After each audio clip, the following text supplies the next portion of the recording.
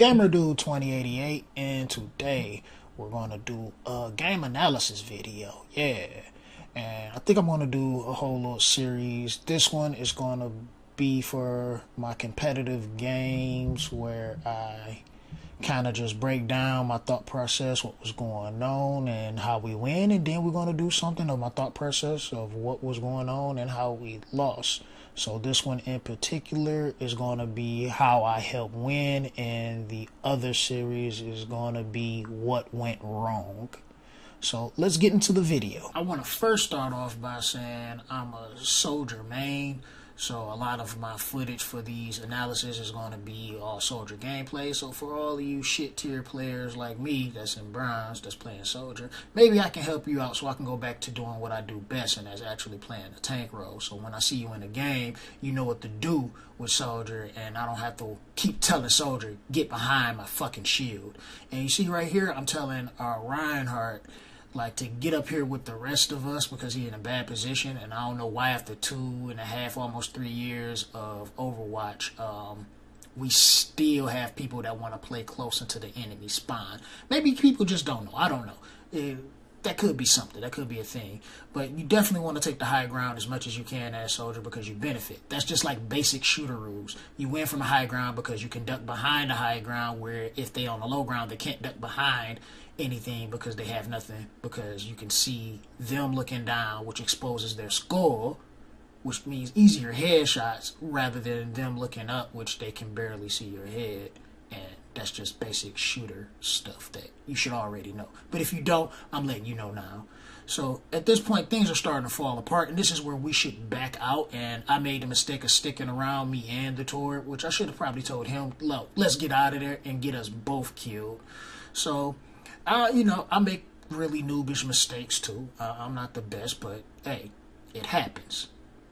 Now we coming back into this setup, and this is where things get a little interesting. You look here, I don't go right back out. I go directly to the high ground. I take the high ground because I know I'm gonna have the most strength, and in particular, in this area, you can see everything. There's no way anybody can really get around unless they move on that left side towards the room to your left. That's the only way they can actually get to you without you noticing. And then at this point, you have field view of everything that's going down in a fight, and you can give out information that no one else have if they don't. This is actually a great spot for even like Ana and Zenyatta players, because they can stay standoffish in the background while the tanks is holding down the foreground, and you got so much room. You can see I kind of duck behind the wall just to give myself cover and protect myself. Now, as far as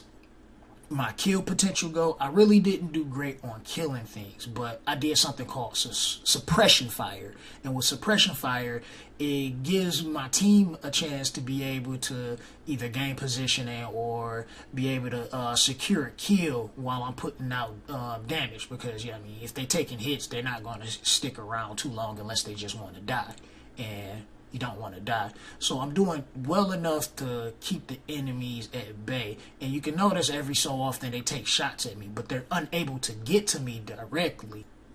Now right here, you can see the diva kind of pushed around to go behind our team, but it probably would have been smarter if she would have just dove onto me and ignored me. I don't know why, which got her in trouble. Now I could have gave this information out, but I figured I can just handle this myself, so I pursue her. And then after she gets out of mech, there's no reason for me to chase her down. My team is already there. I'm about to go back and get right back into position as quickly as I can, so I can keep the suppression fire going for my team so they can secure all the kills that's necessary. Now at this next part, I get the little heals or whatever, and you can see Farrah starting to take shots at me. So it might not seem to the average person that I'm doing anything significant because I'm not securing kills because I'm soldier and I should be killing, but to the enemy team, I'm doing enough that it's irritating. It's kind of like having a tracer in your backline, but really it's more you just poking from your own backline, which is annoying because they know they can get killed if they allow me to.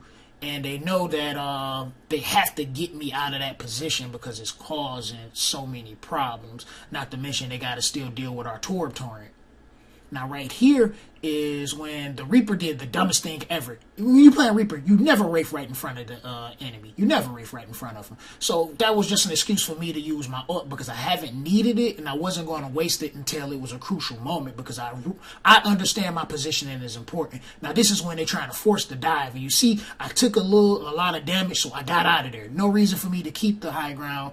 Try to force myself when I know I would die in the process of it. So I get out of there, and then put myself back into that good position. But at this point, they couldn't even get the payload moving, and we held a really solid defense. They had to deal with Reinhardt blocking all incoming damage on the ground, while our Tracer harassed their backline, and at the same time our Torb has his torrent away from where I'm at, so that's damage coming from multiple areas, which is making it hard for them to make a push because they're not working as a group and trying to take out one area in particular. Maybe they could have kept the Torb turn first and the Torb and then dive me, or maybe they could have went and dove me first and then killed the Torb torrent. Not to mention they would have to kill our Tracer in that same perspective, which was kind of difficult for them.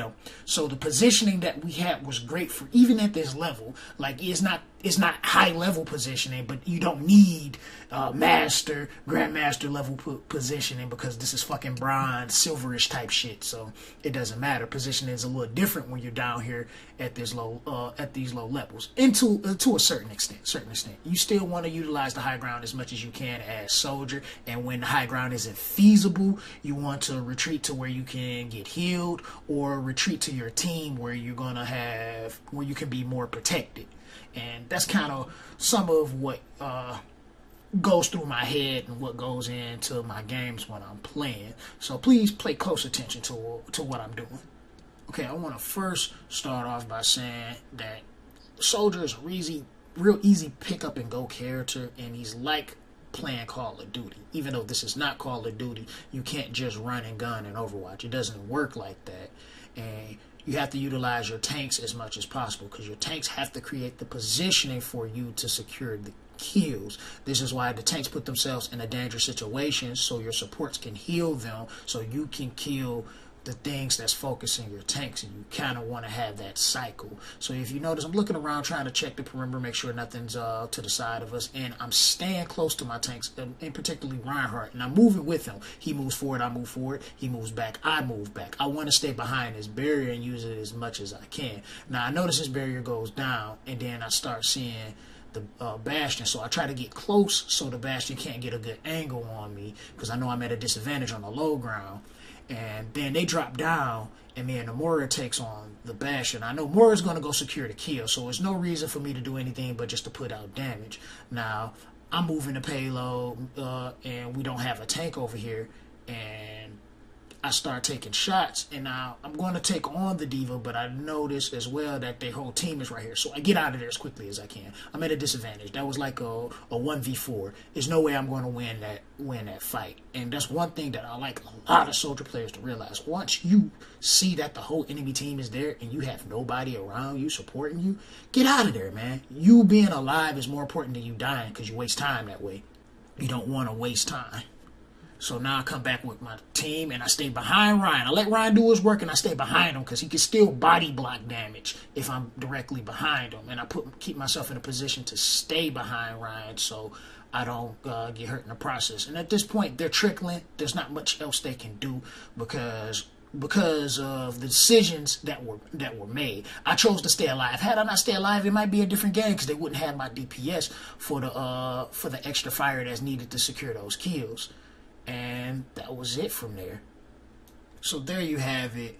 Really, with this game, what I'm trying to get at is you don't have to force everything. Try to utilize the best positioning that you can possible. Analyze what's going on. Prioritize living more than anything. Even if you can't get that kill, you being alive and being able to be with your team is better than you getting the kill, dying, and then your team doesn't have you when they need you in that next engagement. And this is the Gamer Dude signing out. I hope you enjoy this. I got a lot more that I wanted to say that was going on in this video, but I couldn't. But until the next time, deuces.